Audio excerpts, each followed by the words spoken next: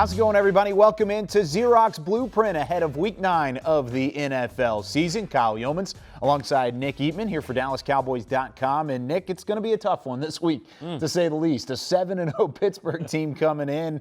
It's a blueprint for victory, but it's going to be a tough victory to try and grab. Yeah, without a doubt. I mean, this is probably the toughest matchup that the Cowboys have all year, and that's not really a good thing when you're already sitting at 2-6. But if you look at what Pittsburgh's doing, they don't have many questions on any side of the ball. I mean, really, they run the ball so well. Cowboys struggle stopping the run, of course. They throw the ball well. They throw it around. They have some nice plays, deep balls.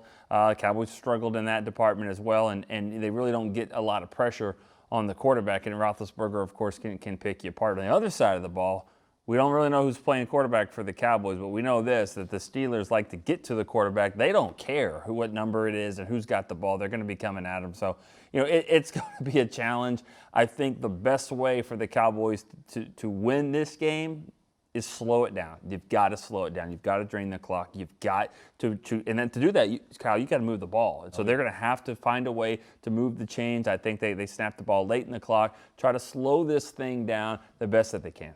You talked about the pass rush for a split second there. T.J. Watt, of course. You've got Dupree, the reigning AFC Defensive Player of the Week, and Tuitt on the other side of the football. This is a team that gets after a quarterback, and no matter who's back there, the offensive line is just going to have a better game in general this week. Oh, yeah. They've got to do that. And the Cowboys are going to have to – that's why I say slow it down. I think – you might see some wildcat here. You might see some situations where they're going to have to try to run it. They do have Zach Martin. They have some guys that can maybe move the ball. And I thought at times in the game they ran the ball pretty well. There was that one drive in the third quarter. Then they got away from it and did a double reverse and got sacked, and that changed.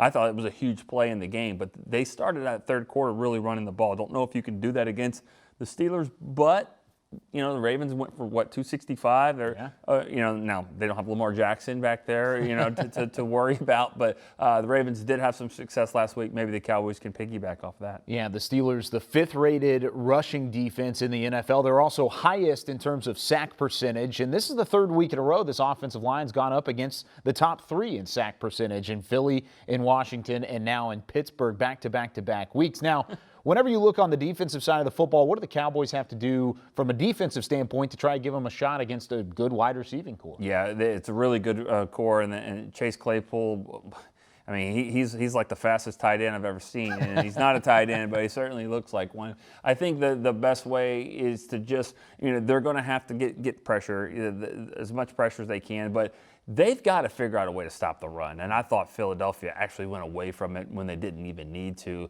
last game. I thought they were running the ball well. The Cowboys have got to stop on 1st down and 2nd down. They've got to shore that up. It can't be 2nd and 4 and 3rd and 1 all the time. They're going to have to put some 3rd and long situations on Roethlisberger, and he's fine with that, but that's your best way to try to stop him. It'll also be exciting to see just what Trayvon Diggs' encore will be after his multi-interception game that he had against Philadelphia. It'll be a fun one Sunday afternoon on CBS. For Nick Eatman, I'm Kyle Yeomans. That's going to do it for Xerox Blueprint.